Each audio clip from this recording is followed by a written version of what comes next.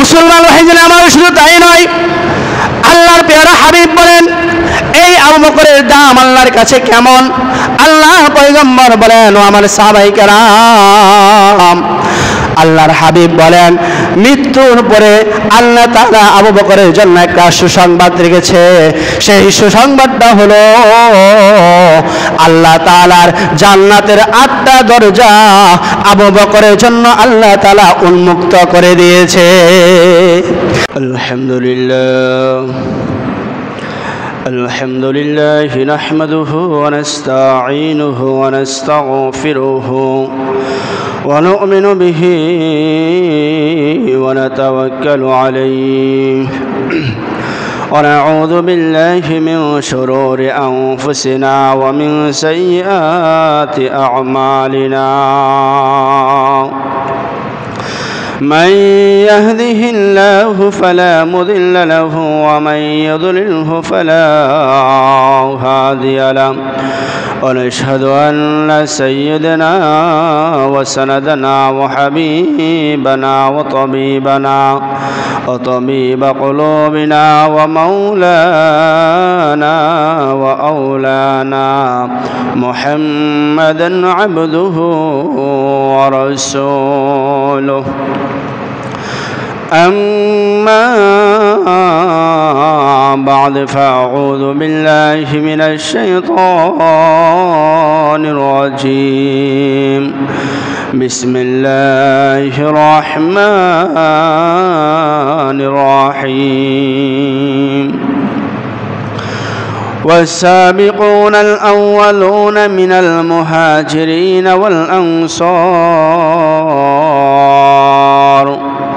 والأنصار والذين اتبعوهم بإحسان رضي الله عنهم ورضوا عنه وأعد لهم جنات تجري تحتها الأنهار خالدين فيها أبدا ذلك الفوز العظيم. وقال صاحب القرآن صلى الله عليه وسلم لا يؤمن أحدكم حتى أكون أحب إليه من والده وولده والناس أجمعين. সকলেই জবান খুলে মুহাব্বতের সাথে দুরূদ শরীফ পড়ি।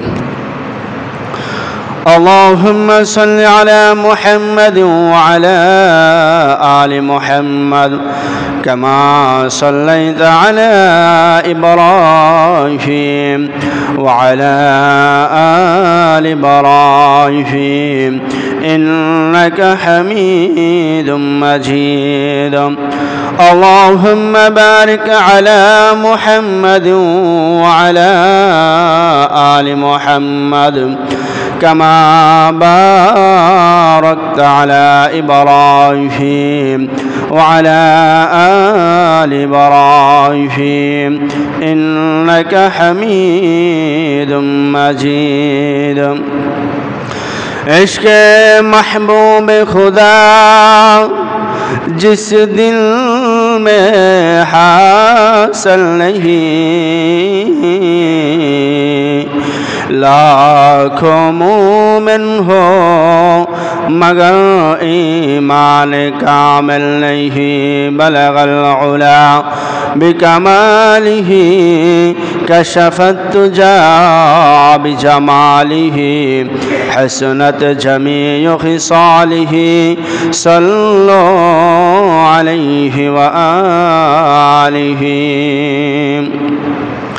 بارك الله لنا ولكم في القرآن المجيد ونفعنا وإياكم بآيات وذكر الحكيم. سبحانك لا علم لنا إلا ما علمتنا إنك أنت العليم الحكيم. मुअज़्ज़ज़ मोहतरम हाज़िरीन दिगर मुरब्बियान निज़ाम बरादरान इस्लाम उपस्थित मुस्लिम भाइरा আল্লাহ পাক রব্বুল আলামিনের লাখো শুকরিয়া, যেই মহান রব্বুল আলামিন আমাদেরকে ভালোবেসে মায়া করে মহব্বত করে জুমার নামাজ আদায় করার জন্য মসজিদে আসা বসার তৌফিক দান করেছেন।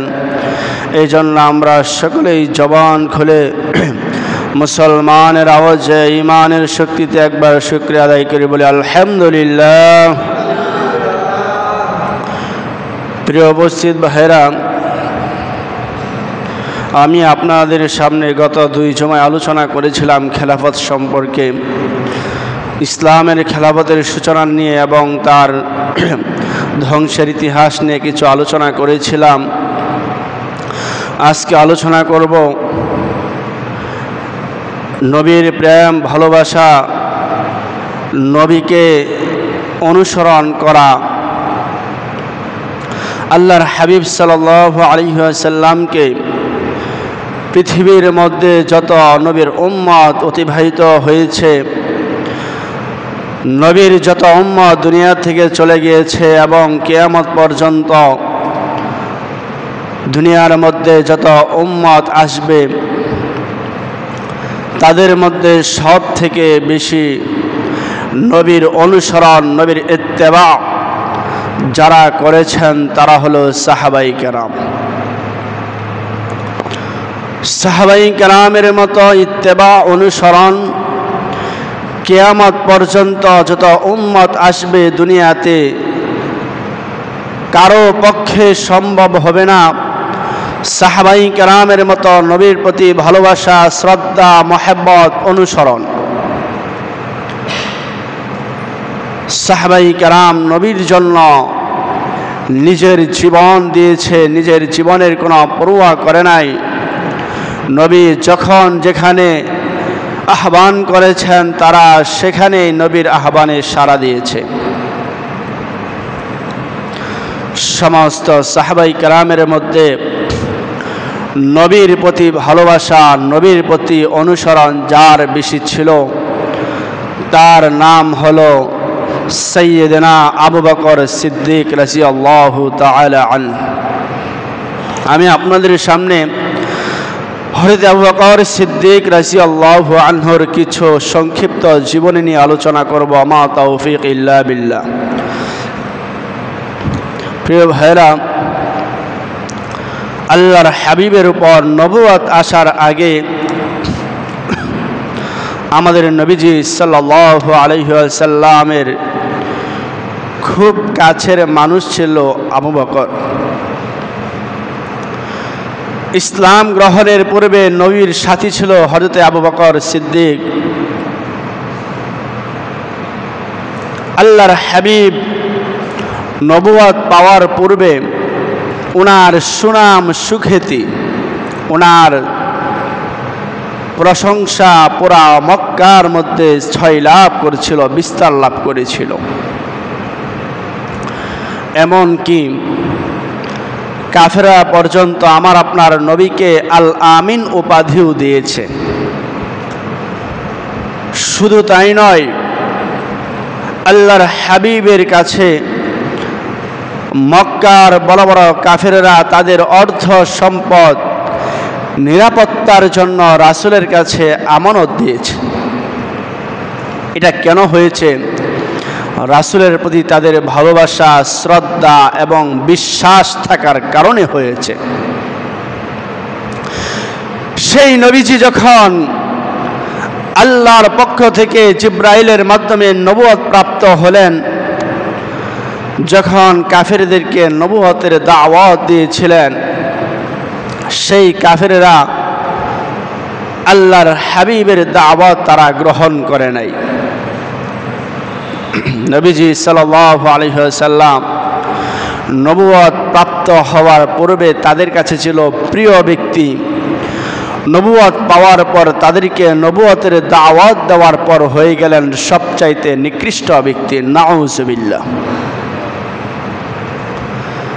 হযরত আবু বকর সিদ্দিক আল্লাহর হাবিবের বিপদে আপদে, সুখে দুঃখে সর্বদাই সাথী ছিলেন।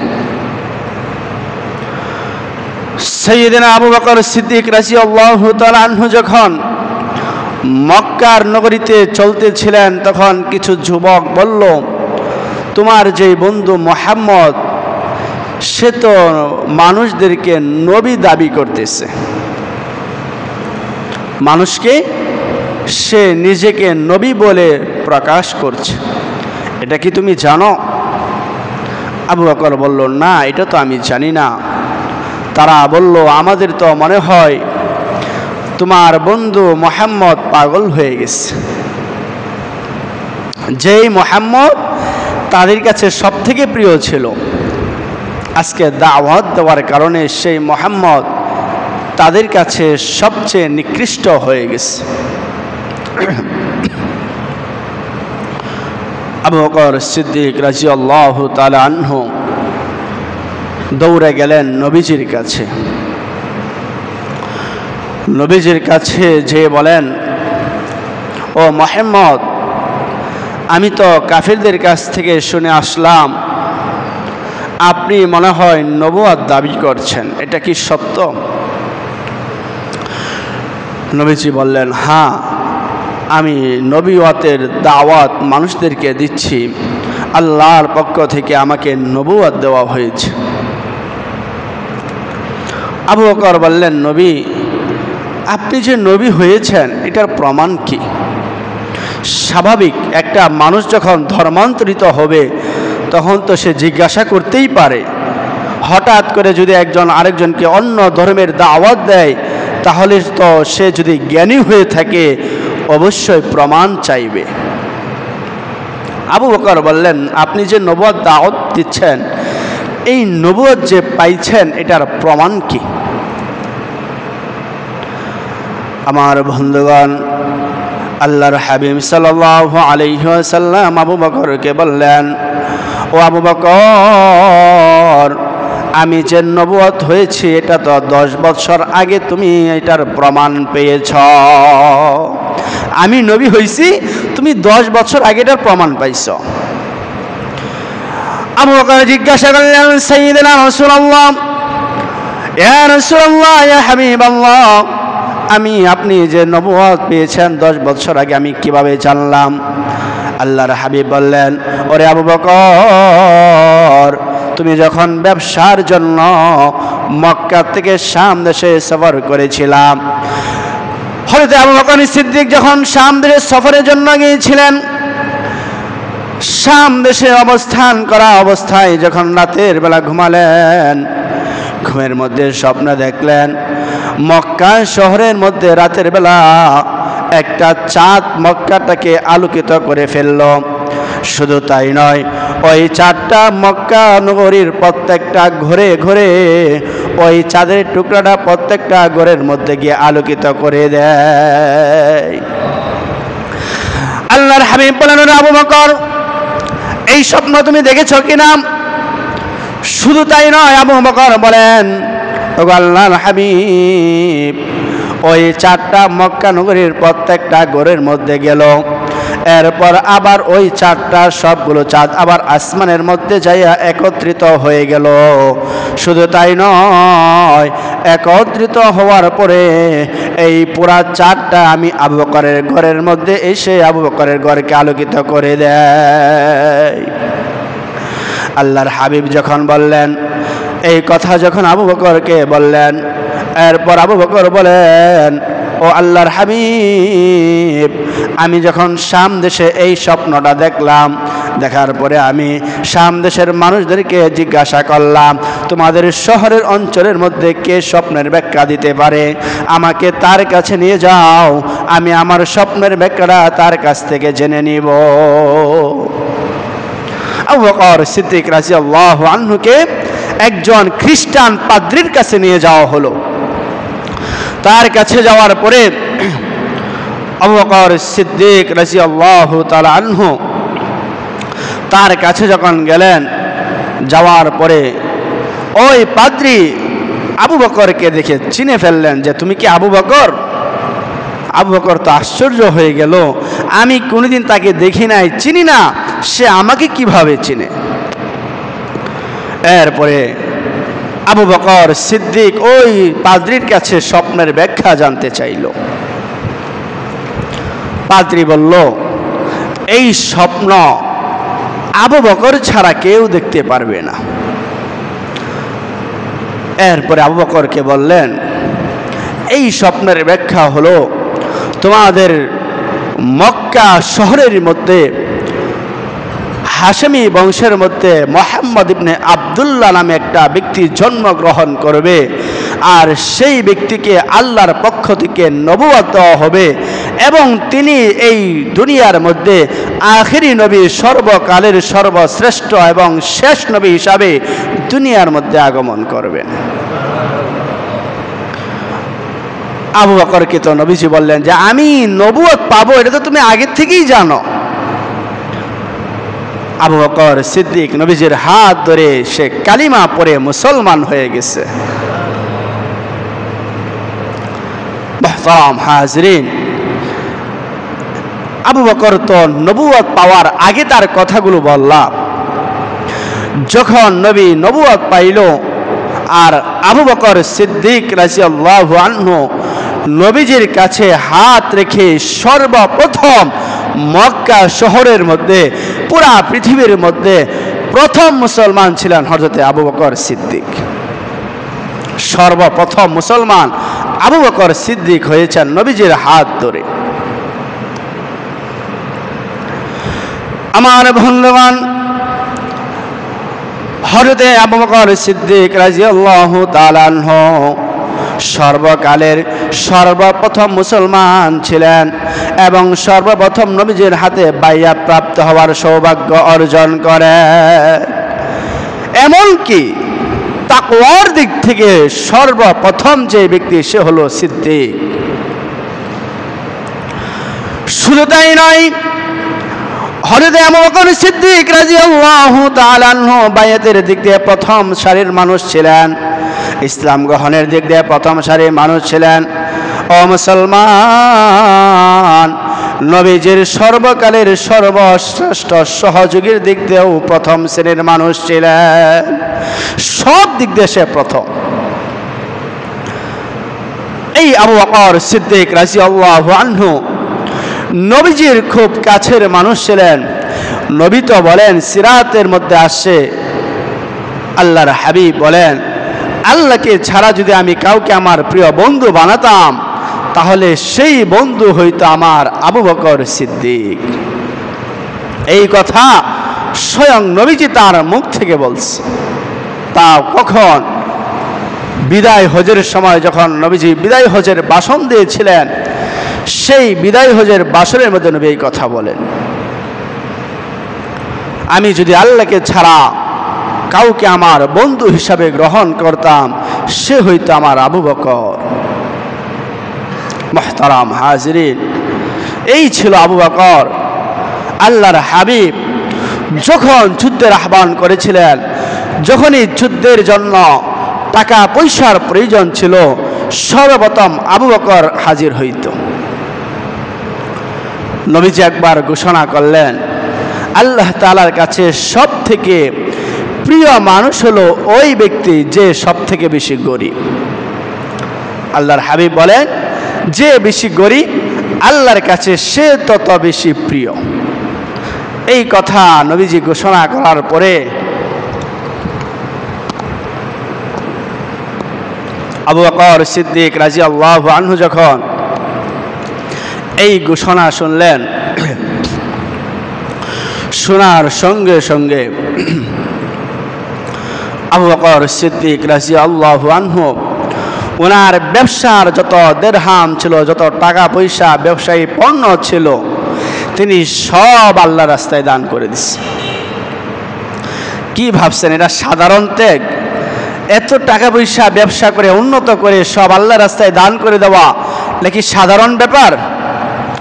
সব দান করার পরে অল্প দেনার তিনার বিবির কাছে জমা দিলেন যে এটা রাইখে দাও, কখনো প্রয়োজন হলে খরচ করবা। এটা রাখার পরে হযরত আবু বকর সিদ্দিক নবীজির কাছে আসলেন। নবীজি সাহাবায়ে কেরাম নিয়ে বসে কথা বলতেছেন, এমন সময় আবু বকর নবীজির কাছে হাজির। নবীজি বললেন, তোমাদের মধ্যে কে আছো আমার সাহাবী হযরতে বেলাল রাদিয়াল্লাহু আনহুকে কাফেরদের হাত থেকে আজাদ করে দিবা। আমরা জানি হযরতে বেলাল রাদিয়াল্লাহু আনহু আল্লাহর হাবিবের দাওয়াত যখন তার কাছে গেল, তিনি সাথে সাথে ঈমান এনে মুসলমান হয়ে গেলেন। কিন্তু তখন তিনি কাফেরদের গোলাম ছিলেন। এই বেলালকে মুসলমান হওয়ার কারণে কাফেররা জুলুম নির্যাতন করেছে, এমনকি উত্তপ্ত তীব্র গরমের বালুর মধ্যে বেলালকে শুয়ে দিয়েছে, এত শাস্তি দিল। ও মুসলমান, এই উত্তপ্ত গরমের বালুর মধ্যে শোয়ানোর কারণে বেলালের পিঠের চামড়াগুলো পুড়ে পুড়ে পুড়ে যায় এবং দাগ হয়ে যায়। আল্লাহর হাবিব যখন বেলালের কথা সাহাবায়ে কেরামকে বললেন, তোমাদের মধ্যে কে আছো আমার বেলালকে আজাদ করবা। হযরতে সাইয়েদনা আবু বকর সিদ্দিক কোনো কথা নাই, সরাসরি বাসায় চলে গেল। বিবিকে গিয়ে বলল, বিবি তোমার কাছে কিছু দিরহাম দিয়েছিলাম জমা, এগুলো দিয়ে দাও, এগুলো আমার নবীজির কাছে আমি নিয়ে যাব। সেই দিরহামগুলো নবীজির কাছে আইসা বললেন, ওগো আল্লাহর হাবিব, এই দিরহামগুলো দিয়ে আপনি কাফেরদের হাত থেকে বেলালকে আজাদ করে দেন। সুবহানাল্লাহ, নবীজির জন্য কেমন পাগল ছিলেন। আল্লাহর হাবিব একবার বলছে তিনার সব কিছু আল্লাহর রাস্তায় দান করে দিয়েছে। মুসলমান ভাইজান আমার, সাইয়েদনা আবু বকর সিদ্দিক রাদিয়াল্লাহু তাআলা আনহু যখন সব কিছু আল্লাহর রাস্তায় দান করে দিল, তিনি যখন মক্কা নগরীর মধ্যে ছালা বস্তার চালা পরে ঘুরতেছেন, কাফেররা ঠাট্টা বিদ্রুপ করে বলে, ওরে আবু বকর, তোমার সব কিছু আল্লাহ তাআলা তোমার কাছ থেকে নিয়েছে, কিন্তু আল্লাহর পক্ষ থেকে তোমাকে কোনো কিছু দেয় না। কাফেররা ঠাট্টা করে এই কথা বলে। সাইয়েদনা আবু বকর বলে, কাফেরের দলেরা, ও বেঈমানের দলেরা, আমার আল্লাহ তাআলা আমাকে দুনিয়ার এই পচা গান্দা জিনিসের বিনিময়ে, এই মুর্দা জিনিস, দুনিয়ার যা কিছু আছে এই সব কিছুর কোনো মূল্য নাই। আজকে তুমি মারা যাওয়ার সঙ্গে সঙ্গে তোমার দুনিয়ার সব কিছু তোমার থেকে বিলুপ্ত হয়ে যাবে। এই জন্যই তো আবু বকর বললেন, ও কাফেরের দলেরা, এই দুনিয়ার মধ্যে যা আছে সবগুলো হলো পচা দুর্গন্ধ, আর আমার আল্লাহ তাআলা যা দেয় এটার দাম এই দুনিয়ার সব কিছু দিয়েও পাওয়া যাবে না। আর আমি তো এই পচা গান্দা জিনিসের বিনিময়ে আমার আল্লাহর জান্নাতের ফয়সালা আমি আবু বকরের জন্য হয়েছে। আর তোমরা বলতেছো আমি আবু বকরকে আল্লাহ কিছুই দেয় নাই। আরে আমার এই পচা জিনিস, মূল্যহীন জিনিস, যার কোনো মূল্য আল্লাহর কাছে নাই, এগুলোর বিনিময়ে আল্লাহ আমাকে এর চাইতে দামি সম্পদ দিচ্ছে। মুসলমান ভাইজান আমার, এই আবু বকর আল্লাহর হাবিবের প্রতি কি পরিমাণ তার ভালোবাসা, কি পরিমাণ তার মহব্বত ছিল। ও মুসলমান, সাইয়েদনা আবু বকর সিদ্দিক, আল্লাহর হাবিব আবু বকর সিদ্দিকের সাথে আমার আপনার নবীজির যত কার্যক্রম আছে, প্রত্যেকটা কার্যক্রমের সাথে আবু বকরের প্রত্যেকটা কার্যক্রমের সাদৃশ্য পাওয়া যায়। আল্লাহর হাবিবের প্রত্যেকটা কাজের সাথে, আল্লাহর হাবিবের প্রত্যেকটা গুণের সাথে, আল্লাহর হাবিবের প্রতিটা সিফাতের সাথে, প্রত্যেকটা বৈশিষ্ট্যের সাথে আবু বকরের প্রতিটা গুণ, প্রত্যেকটা বৈশিষ্ট্যের যথেষ্ট মিল পাওয়া যায়। দুইটা উদাহরণ দেই আপনাদেরকে। আল্লাহর হাবিব যখন তাবুকের যুদ্ধের মধ্যে গিয়েছিলেন, তাবুকের যুদ্ধে যাওয়ার পরে নবীজিকে এক ইহুদি মহিলা, তার নাম হলো জয়নাব, সে আল্লাহর হাবিবকে যুদ্ধের মধ্যে গোশত হাদিয়ে দিয়ে পাঠাইছে।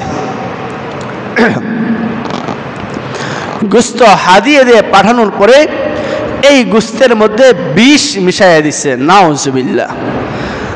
নবীজিকে হত্যা করার জন্য গোশতের মধ্যে বিষ মিশ্রিত করে দিচ্ছে।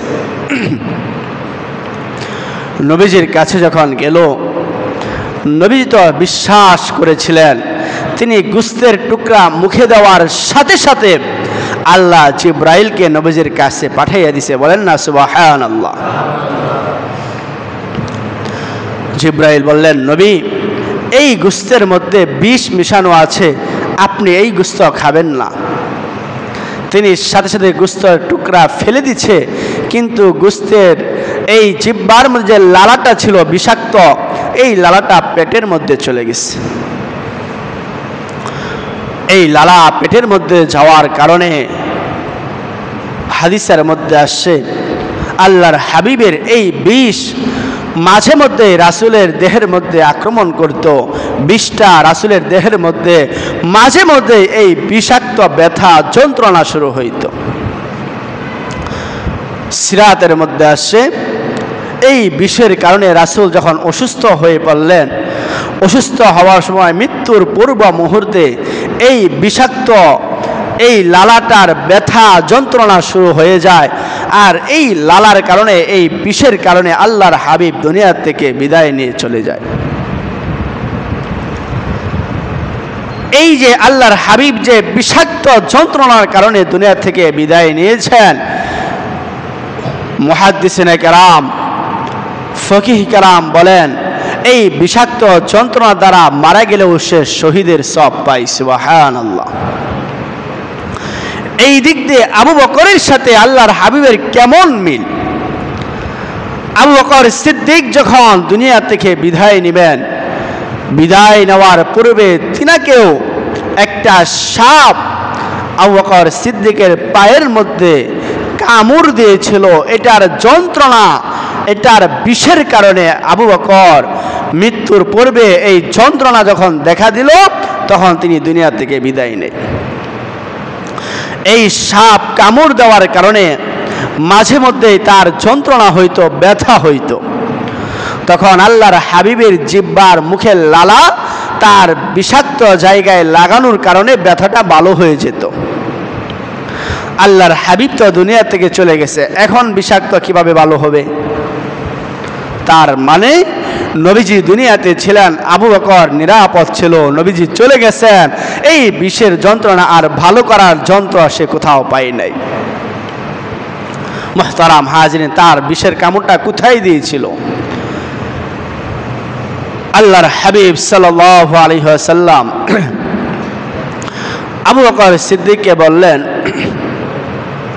তিনি যখন মক্কা শহরের মধ্যে নবুয়তের দাওয়াত দিয়েছিলেন, আল্লাহর একাত্মবাদের দাওয়াত যখন মানুষকে দিয়েছিলেন, তখন মক্কার কাফিরেরা নবীজিকে হত্যা করার পরিকল্পনা করে, নবীজিকে হত্যা করার পরিকল্পনা করে, যখন পরিকল্পনা করে এই খবরটা আল্লাহ তাআলা জিব্রাইলের মাধ্যমে নবীজিকে পৌঁছাইয়া দিয়েছেন।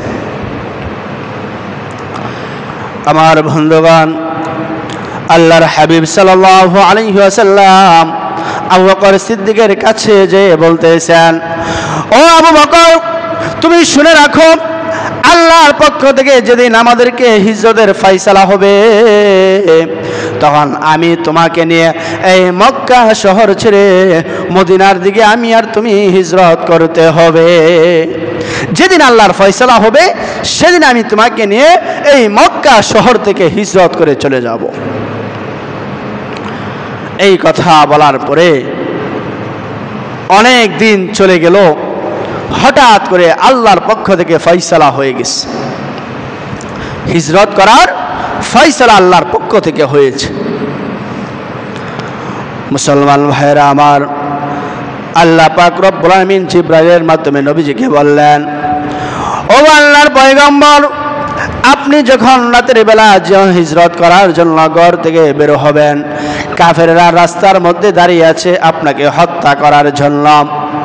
ও আল্লাহর পয়গম্বর, আপনি একটা কাজ করেন, আপনি আপনার হাতের মধ্যে কিছু বালু কণা হাতের মধ্যে মুষ্টি করে নিয়ে নেন, এরপরে সূরা ইয়াসিন, ইয়াসিন ওয়াল কুরআনিল হাকীম। আল্লাহ পাক বলেন, ও জিবরাইল যাও, নবীকে বলে দাও রক্তের কণাগুলো হাতের মধ্যে নিয়ে সে যখন কাফেরদেরকে যখন চোখের মধ্যে নিক্ষেপ করবে, সূরা ইয়াসিনটা তেলাওয়াত করবে আর পাথরের কণাগুলো কাফেরদের চোখের মধ্যে নিক্ষেপ করবে। ও মুসলমান, আল্লাহর হাবিব এই বালুগুলো যখন কাফেরদের চোখের মধ্যে যখন নিক্ষেপ করে, আল্লাহর পক্ষ থেকে কুদরতিভাবে প্রত্যেকটা কাফেরের চোখগুলোকে আল্লাহ তাআলা অন্ধ করে দেয়। মুসলমান ভাইদের আমার, আল্লাহর হাবিব যখন আবু বকরের দরজার সামনে গেল, এরপর আবু বকরকে ডাকলেন, ওরে আবু বকর।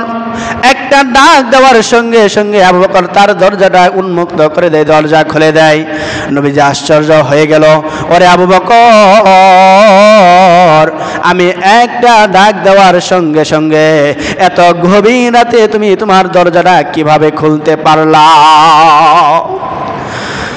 আল্লাহর হাবিব আশ্চর্য হয়ে গেলেন। আবু বকর বললেন, ও আল্লাহর পয়গম্বর, আপনি যখন আমাকে বলেছিলেন আল্লাহর পক্ষ থেকে যখন হিজরতের ফয়সালা হয়ে যাবে, তখন আপনি আমাকে নিয়ে এই মক্কা শহর ছেড়ে মদিনার দিকে হিজরত করবেন। ও আল্লাহর পয়গম্বর, ওই দিন থেকে আমি আমার সমস্ত সামানাপত্র জমা করে এই দরজার সামনে প্রতিটা রাত আমি অতিবাহিত করি। একদিন আমি আবু বকর ঘুমাই নাই, দরজার সামনে আমি দাঁড়িয়ে ছিলাম, কবে আমার নবী আমাকে ডাক দিবে, আর আমার নবী যদি আমার জন্য দরজার মধ্যে অপেক্ষা করে, এর চাইতে কষ্ট আমি আবু বকরের আর কিছু হতে পারে না। মুসলমান ভাইয়েরা আমার, এই আবু বকর সিদ্দিককে নিয়ে আল্লাহর হাবিব রাতের বেলা হিজরত করতে যখন যায়, ও মুসলমান, মক্কার বালু মরুভূমির মধ্যে যখন হাঁটতেছিলেন, আল্লাহর হাবিব সাল্লাল্লাহু আলাইহি ওয়াসাল্লাম তার পায়ের যে বৃদ্ধ আঙ্গুল ছিল, এই বৃদ্ধ আঙ্গুলে ভর ভর করে তিনি হাঁটতেছিলেন। বলবেন হুজুর কেন কেন? ও মুসলমান, ওই জামানার মানুষদের বিবেক এত প্রখর ছিল, তারা মানুষের পায়ের চিহ্ন দেখলে বুঝতে পারতেন কোন লোকটা এই দিক দিয়ে অতিবাহিত হয়েছে, কোন লোকটা এই রাস্তা দিয়ে গমন করেছে। এই জন্য আল্লাহর পয়গম্বর তার পুরা পা দিয়ে ভর না করে পায়ের বৃদ্ধ আঙ্গুল দিয়ে ভর ভর করে আগাইতেছিলেন। এদিক দিয়ে আবু বকর আল্লাহর হাবিবের একবার সামনের দিকে যায়, একবার পিছনে যায়, একবার সামনে যায়, একবার উত্তর দিকে যায়, একবার বাম দিকে যায়। আল্লাহর হাবিব বলেন, ওরে আবু বকর, তুমি আমার সাথে যাচ্ছ এরকম ভাবে একবার ডান দিকে, একবার বাম দিকে, একবার পূর্ব দিকে, একবার পশ্চিম দিকে, এরকম ভাবে কেন যাইতেছ? আবু বকর বলতেছেন, আল্লাহর পয়গম্বর, আমি এটা করার কারণ হলো আজকে রাতের বেলা যদি এই বেঈমানের দলেরা, এই কাফেররা যদি আপনার উপর আক্রমণ করে, ও নবী, আমি তো জানি না তারা ডান দিক দিয়ে আক্রমণ করবে না বাম দিক দিয়ে আক্রমণ করবে। এই জন্য নবী, আমি আবু বকর একবার বাম দিকে যাই, আবার যখন আশঙ্কা হয় ডান দিকে আক্রমণ করতে পারে তখন ডান দিকে যায়, আবার যখন আশঙ্কা হয় পশ্চিম দিকে আক্রমণ করতে পারে তখন পশ্চিম দিকে যায়। এই হলো আবু বকর। এই জন্যই কবি তার কবি ভাষার মধ্যে বলেন, দুনিয়ায় সদাকত মে তেরা নাম রহেগা, दुनिया ये सदाकत में तेरा नाम रहेगा, सिद्दीक तेरा नाम से इस्लाम रहेगा। दुनिया ये अदालत में तेरा नाम रहेगा, फारूक तेरा नाम से इस्लाम रहेगा। ओ मुसलमान, আল্লাহর হাবিবের ভালোবাসা, আল্লাহর হাবিবের প্রতি তার মোহাব্বত কি পরিমাণ ছিল।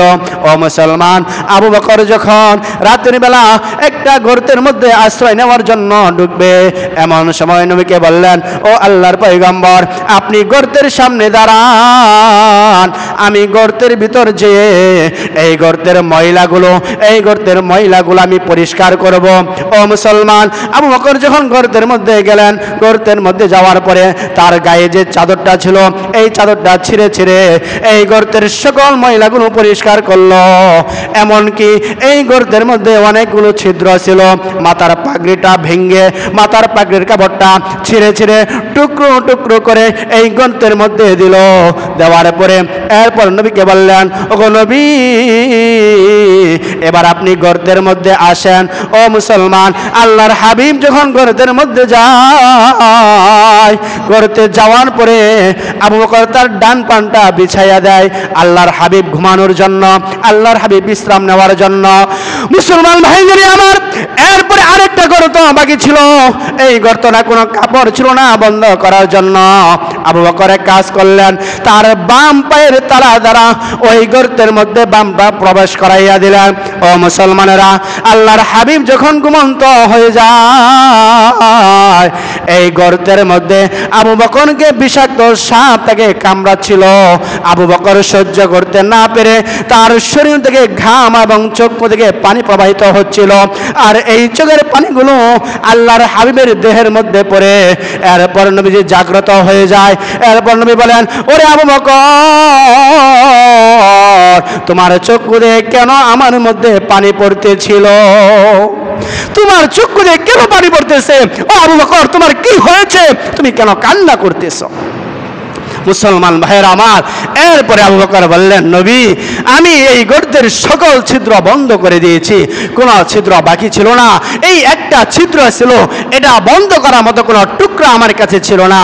এই জন্য নবী, আমি আমার এই বাম পা দিয়ে এই গর্তটা বন্ধ করেছিলাম। এই গর্ত দিয়ে একটা সাপ আমাকে বারবার আক্রমণ করতেছিল। এটার ব্যথা, এটার যন্ত্রণা আমি সহ্য করতে পারছিলাম না। মুসলমান ভাইয়েরা আমার, মাজাবুল মাকতুবাত কিতাবের মধ্যে আসে, আল্লাহর হাবিব সাল্লাল্লাহু আলাইহি ওয়াসাল্লাম আবু বকর যখন গর্ত থেকে তার পাটা সরাইয়া দিল, একটা বিষাক্ত বড় সাপ গর্তের দিক থেকে যখন বেরিয়ে আসলো, আসার পরে আল্লাহর হাবিবকে বলতেছেন, ও আল্লাহর পয়গম্বর, এই গর্তের মধ্যে আমি 100 বছর ধরে অপেক্ষা করতেছিলাম। তার কারণ ছিল, আমি পয়গম্বর মুসা আলাইহিস সালামের জামানার মধ্যে, ওই জামানার মধ্যে আল্লাহর পয়গম্বর মুসা তার ঘরের মধ্যে যখন নবুয়তের দাওয়াতের কাজ আঞ্জাম দেয়, সেই জায়গায় আমি শুনেছিলাম যে এই গর্তের মধ্যে তোমার মুসার পরে, ঈসার পরে একজন নবুয়ত আসবে, যেই নবী সারা পৃথিবীর নবুয়ত পাবে, যেই নবী আখেরি নবী হবে, এমনকি সর্বকালের সর্বশ্রেষ্ঠ নবী হিসেবে দুনিয়াতে আগমন করবে। এই ঘোষণা আমি পেয়েছিলাম। এই জন্য নবী, আমি আপনার সাথে দেখা করব, এই দেখা করতে চাইয়া আবু বকর তার পা এখানে ঢুকাইছে, আমি আপনার কাছে আসতে পারতেছিলাম না।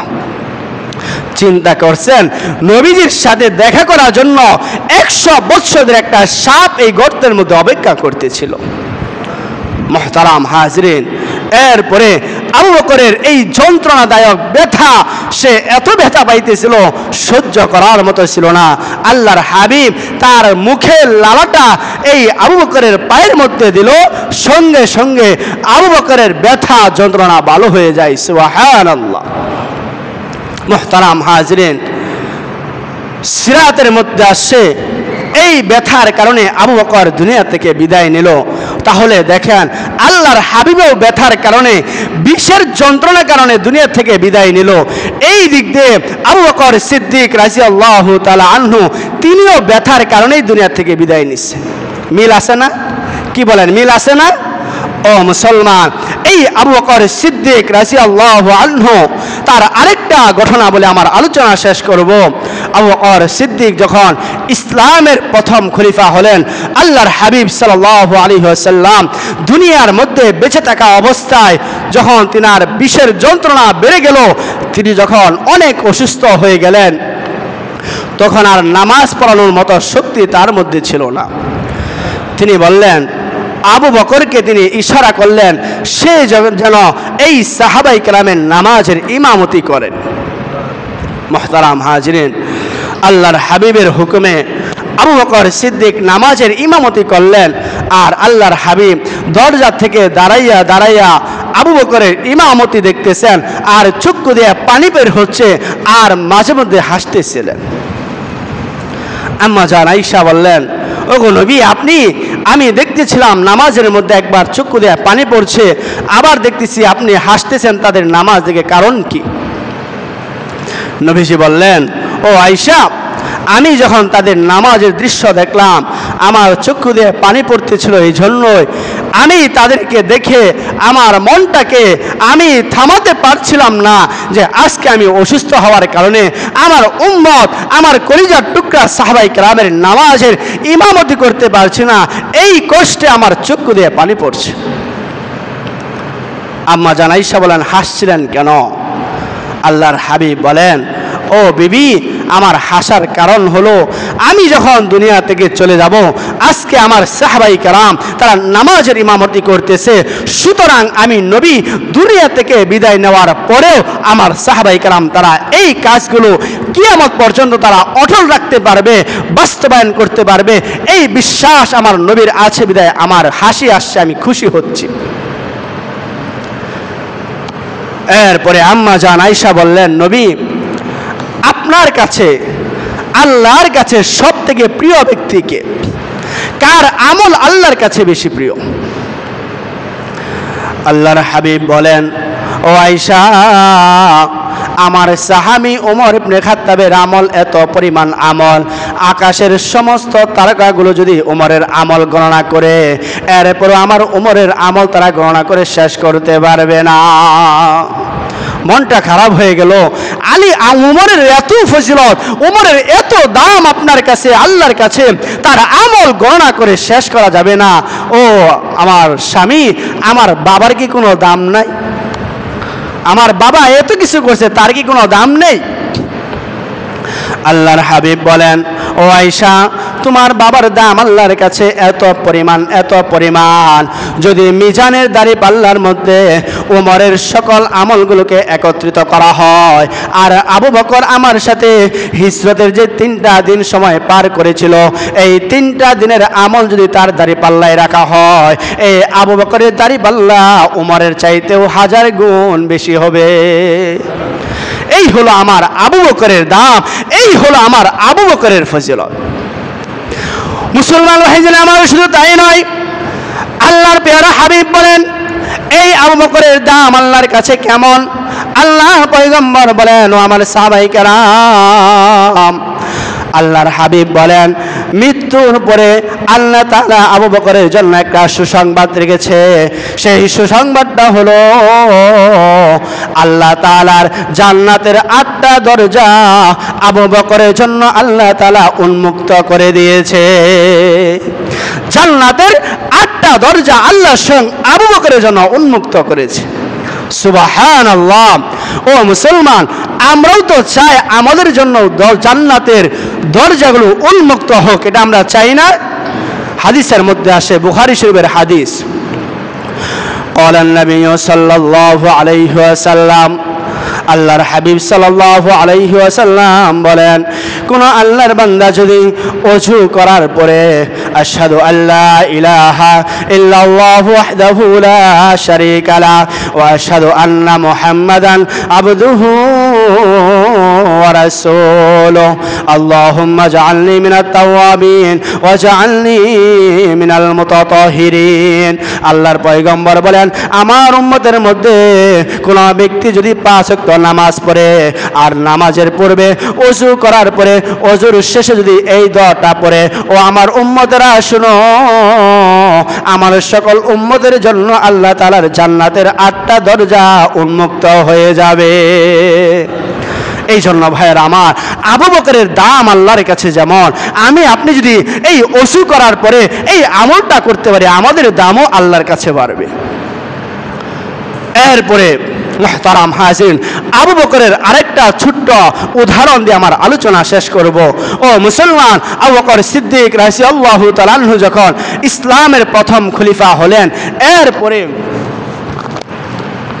আবু বকরের স্ত্রী তার মিষ্টি জাতীয় খাবার খেতে মন চাইছে। এই মিষ্টি জাতীয় খাবার যে খাবে, আবু বকর সিদ্দিক এই মক্কার আমিরুল মুমিনিন হওয়ার কারণে তাকে বাইতুল মাল থেকে যে বেতন দেওয়া হয়, এই বেতন থেকে মিষ্টি খাওয়া সম্ভব না। হযরত আবু বকরের বিবি তিনি চিন্তা করলেন বেতন থেকে মিষ্টি খাওয়া যাবে না, তাহলে কি করা যায়? আল্লাহর হাবিবের প্রিয় সাহাবী হযরত আবু বকর সিদ্দিক রাদিয়াল্লাহু তাআলা আনহুর বিবি তিনি চিন্তা করলেন আমার স্বামী প্রত্যেক মাসে বাইতুল মাল থেকে যেই পরিমাণ বেতন পায় সেই বেতন থেকে সামান্য কিছু জমা করব, এই জমা করতে করতে এরপর আমি মিষ্টি খাওয়ার ব্যবস্থা করব। মুসলমান ভাইজান আমার, আল্লাহর পেয়ারা হাবিবের সাহাবী সাইয়েদুনা আবু বকর সিদ্দিক রাদিয়াল্লাহু তাআলা আনহু যখন ইসলামের প্রথম খলিফা হয়, কিছুদিন যাওয়ার পরে একবার আবু বকরের খাবারের সাথে একটা পায়েসের ব্যবস্থা করা হলো, মিষ্টি জাতীয় খাবার তার সামনে রাখা হলো। তিনি তার বিবিকে জিজ্ঞাসা করলেন, ও আমার বিবি, তুমি এই খাবারটা কোথায় থেকে পাইলা? আমার যে বাইতুল মাল থেকে বেতন দেওয়া হয়, এই বেতনের টাকা দিয়ে মিষ্টি খাওয়ার মতো ব্যবস্থা করা তোমার পক্ষে সম্ভব হবে না। এই টাকা, এই মিষ্টি তুমি কোথায় পাইছ? এই পায়েসের ব্যবস্থা তুমি কোথায় থেকে করছো? মুসলমান ভাইয়েরা আমার, এই কথা বলার পরে আবু বকর সিদ্দিকের বিবি বলেন, ও আমার স্বামী, বাইতুল মাল থেকে যেই টাকাটা আপনাকে দেওয়া হয়, যেই দিরহাম আপনাকে দেওয়া হয়, আমার একবার মিষ্টি খাওয়ার জন্য খুব আগ্রহ ছিল, আর বাইতুল মালের টাকা দিয়ে মিষ্টি খাওয়া আমাদের পক্ষে সম্ভব ছিল না। এই জন্য স্বামী আমার, আমি একটা কাজ করেছিলাম, প্রত্যেক মাসে আপনার বাইতুল মালের বেতন থেকে কিছু কিছু টাকা জমা করেছিলাম। এই টাকাগুলো জমা করতে করতে আজকে আপনার জন্য পায়েসের ব্যবস্থা করেছি। আবু বকর চিন্তা করলো, এই বাইতুল মাল থেকে আমার জন্য যেই টাকা দেওয়া হয়, সেই টাকার থেকে যদি আমার বিবি আমার জন্য কিছু কিছু টাকা জমা করে, দিরহাম জমা করে পায়েসের ব্যবস্থা করতে পারে, তার মানে হলো বাইতুল মালের বেতন থেকে এই টাকাগুলো যদি আমাকে না দেওয়া হয় তাহলেও আমি চলতে পারবো। তিনি কি করলেন? তিনি বাইতুল মালের যে দায়িত্বে ছিল তাকে গিয়ে বললেন, আজকে থেকে এই দিরহাম, এই পরিমাণ দিরহাম আমার বেতন থেকে কেটে নাও, আর আমাকে এই দিরহামগুলো দিবা না, এই পরিমাণ বেতন আমাকে কমাইয়া আমাকে পরের যে বেতনটা আসে সেটা আমাকে দিবা। কেন? তার কারণ হলো এই বেতনটার প্রয়োজন আমি আবু বকরের প্রয়োজন পড়বে না, আমার আবু বকরের প্রয়োজন নাই, সুতরাং এটা তুমি কেটে রেখে দাও। চিন্তা করছেন, নিজের বেতন একটু পায়েসের ব্যবস্থা করলো বিবি, অল্প অল্প দিরহাম জমা করে সেই দিরহামটাও তিনি তার বাইতুল মাল থেকে কেটে দিলেন। আর আমার আপনার সমাজের বাইতুল খাজানার মালিক যারা হয়ে যায়, দেশ যারা পরিচালনা করে, টাকা পয়সা জমা করতে করতে বিদেশে তাদের বাড়িঘরের অভাব পড়ে না। এই হলো অবস্থা। ও মুসলমান, আমি আপনাদেরকে আবু বকরের জীবনে আজকে আলোচনা করেছিলাম। এখান থেকে আমাদের যে শিখার বিষয় হলো, এক নাম্বার হলো নবীজির ইত্তেবা করা, নবীজির অনুসরণ করা। আমার জীবন বাজি রেখে আল্লাহ তাআলা আমাকে যতদিন জীবন দিয়েছেন, আমার হায়াত যতদিন আল্লাহ দিয়েছেন, ততদিন পর্যন্ত আমাকে আপনাকে নবীজির ইত্তেবা করতে হবে। 2 নাম্বার, নবীজির প্রতি ভালোবাসা, নবীজির প্রতি শ্রদ্ধা রাখা। 3 নাম্বার, আমরা একটা আমল পেয়েছি, ওযু করার পরে একটা দোয়া পড়া। 4 নাম্বার হলো আবু বকর সিদ্দিক রাদিয়াল্লাহু তাআলা আনহু মানুষদেরকে শিক্ষা দিয়েছেন, তোমার যতটুকু প্রয়োজন পড়ে খাবারের, তুমি ততটুকু খাবার খাও, এর বেশি তোমরা অপচয় করবা না। আল্লাহ তাআলা আমাদেরকে আবু বকরের জীবনে থেকে শিক্ষা গ্রহণ করা তৌফিক দান করুন। আমরা সকলে বলে আমিন। ওয়া আখির দাওয়ানা আলহামদুলিল্লাহি রাব্বিল আলামিন।